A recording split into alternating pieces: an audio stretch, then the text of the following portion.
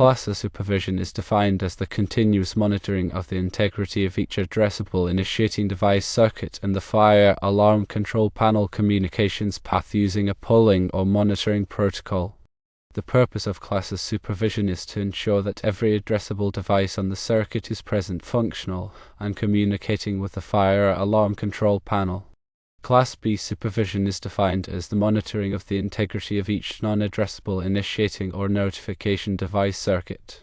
The purpose of Class B supervision is to ensure that the circuit is intact and can transmit a signal to the fire alarm control panel.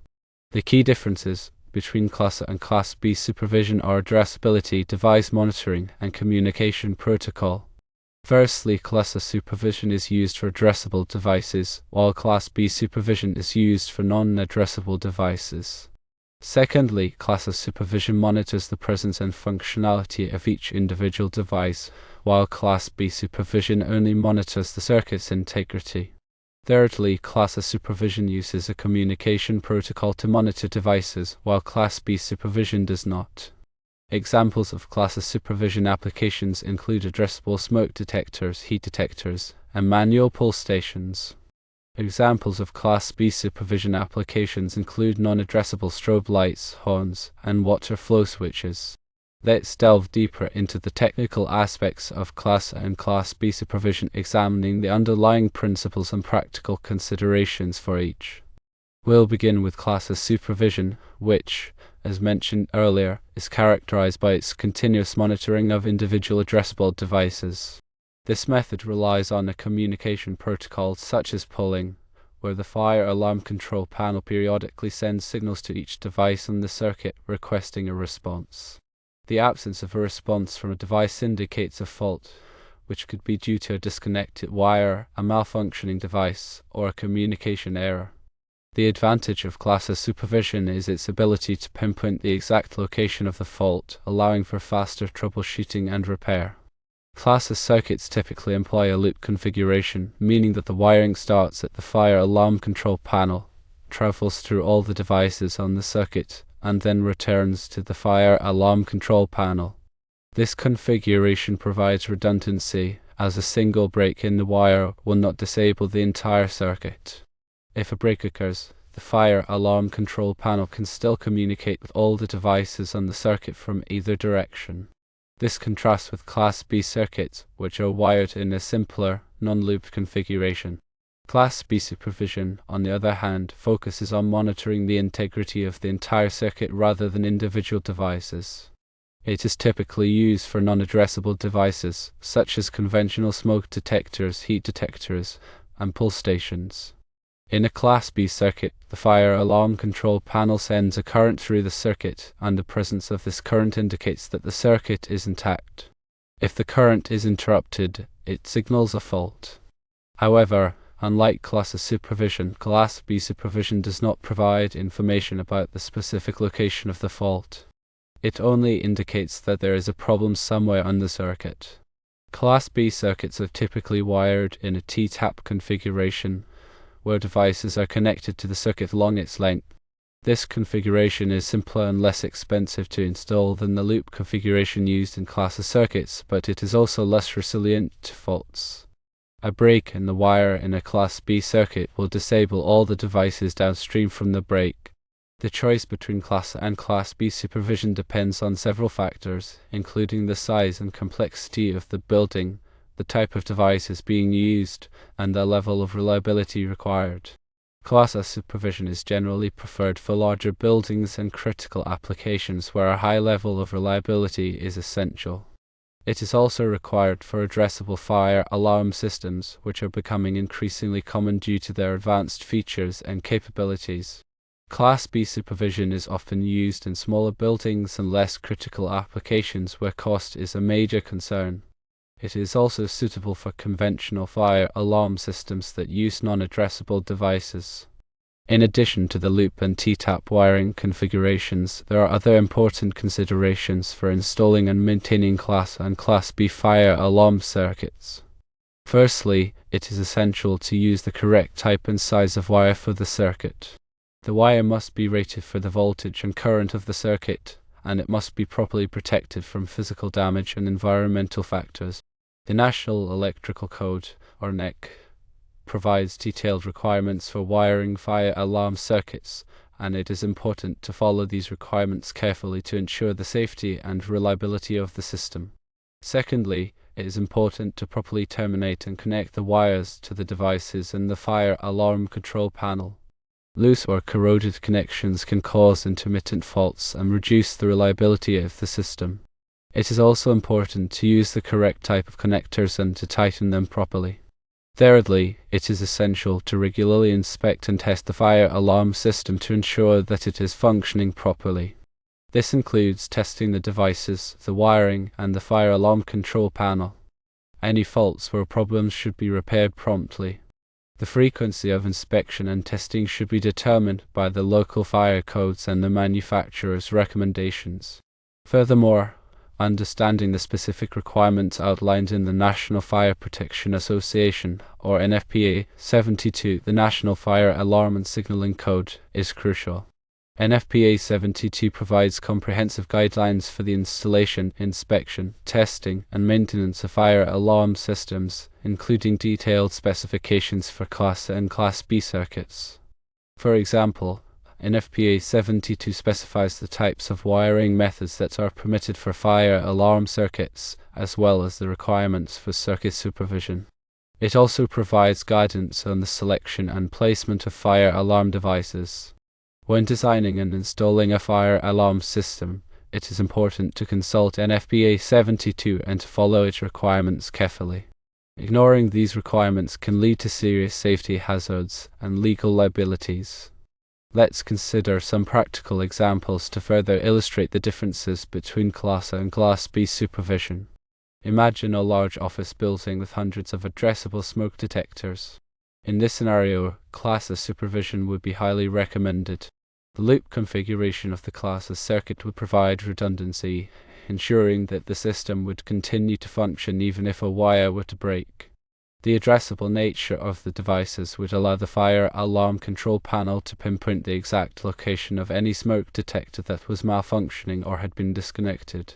This would enable maintenance personnel to quickly locate and repair the problem, minimizing downtime and disruption. Now, consider a small retail store with a few conventional smoke detectors and pull stations. In this case, Class B supervision might be sufficient.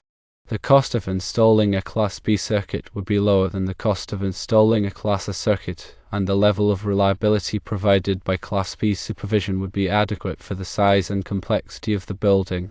While Class B supervision would not provide the same level of detail as Class A supervision in terms of fault location, it would still provide a basic level of protection by ensuring that the circuit was intact and capable of transmitting a signal to the fire alarm control panel. Another important aspect to consider is the type of initiating devices being used. Addressable initiating devices, such as addressable smoke detectors and pull stations, are designed to be used with Class A circuits. These devices have a unique address that allows the fire alarm control panel to identify them individually. Non-addressable initiating devices, such as conventional smoke detectors and pull stations, are designed to be used with Class B circuits. These devices do not have a unique address, and the fire alarm control panel can only detect their presence or absence on the circuit. The selection of initiating devices should be based on the specific requirements of the application and the type of supervision being used. In addition to initiating devices, notification appliances, such as horns and strobes, also need to be considered when designing and installing a fire alarm system. Notification appliances are used to alert occupants of a fire or other emergency. They can be either addressable or non-addressable, and they can be used with either Class A or Class B circuits. However, it is important to ensure that the notification appliances are compatible with the fire alarm control panel and the type of supervision being used.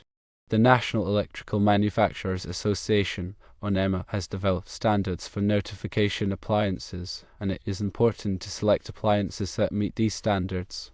Furthermore, the Americans with Disabilities Act, or ADA, requires that notification appliances be accessible to people with disabilities. This includes providing visual notification for people who are hearing impaired and tactile notification for people who are visually impaired. When designing and installing a fire alarm system, it is important to consider the needs of all occupants, including those with disabilities. Proper understanding of power limitations within fire alarm systems is also key. Fire alarm systems are powered by a combination of primary and secondary power sources. The primary power source is typically the building's main electrical supply, while the secondary power source is a battery backup system. The battery backup system is designed to provide power to the fire alarm system in the event of a power outage. The capacity of the battery backup system must be sufficient to power the fire alarm system for a specified period of time as required by NFPA 72. The power requirements of the fire alarm system must be carefully calculated to ensure that the battery backup system is adequate. Factors to consider include the number of initiating devices, the number of notification appliances, and the current draw of the fire alarm control panel. It is also important to consider the voltage drop in the wiring, which can reduce the amount of power available to the devices. Voltage drop can be minimized by using the correct size of wire and by keeping the wiring runs as short as possible. Fire alarm control panel is the central component of the fire alarm system. It monitors the initiating devices, controls the notification appliances, and communicates with the fire department. The fire alarm control panel must be installed in a location that is easily accessible to authorized personnel. It must also be protected from physical damage and environmental factors. The fire alarm control panel should be equipped with a user interface that is easy to understand and operate. The user interface should provide information about the status of the fire alarm system, including any alarms or faults. It should also allow authorized personnel to silence alarms, reset the system, and perform other maintenance functions. The fire alarm control panel should be programmed to meet the specific requirements of the application. This includes setting the alarm thresholds, configuring the notification appliance circuits, and programming the communication protocols. The programming should be performed by a qualified technician who is familiar with the fire alarm control panel and the applicable codes and standards. In addition to the technical aspects of Class A and Class B supervision, there are also important administrative and regulatory requirements to consider. Firstly, it is essential to obtain the necessary permits and approvals from the local authorities before installing a fire alarm system. The permitting process typically involves submitting plans and specifications for the fire alarm system to the local building department or fire marshal for review. The plans and specifications must demonstrate that the fire alarm system meets all applicable codes and standards. Secondly, it is important to comply with all applicable codes and standards during the installation, inspection, testing, and maintenance of the fire alarm system.